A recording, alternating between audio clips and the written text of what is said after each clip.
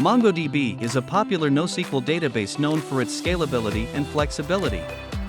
In this step-by-step guide, we will show you how to install MongoDB on Windows so that you can start using it for your applications.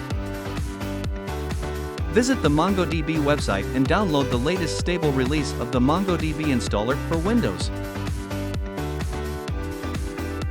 Once the installer is downloaded, double-click on the .msi file to start the installation process.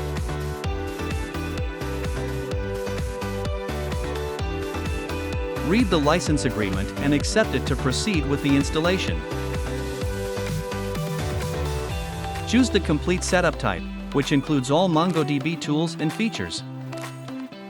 Choose the location where you want to install MongoDB on your computer. Check the Install MongoDB as a Service box and click the Install button to start the installation process.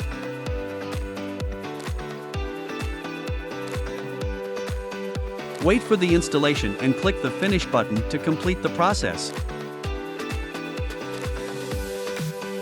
Open the command prompt and type the Mongo version command to verify that the MongoDB installation is successful. If you haven't added MongoDB to your path, you'll need to use the full path. Like this. Congratulations! You have successfully installed MongoDB on your Windows machine.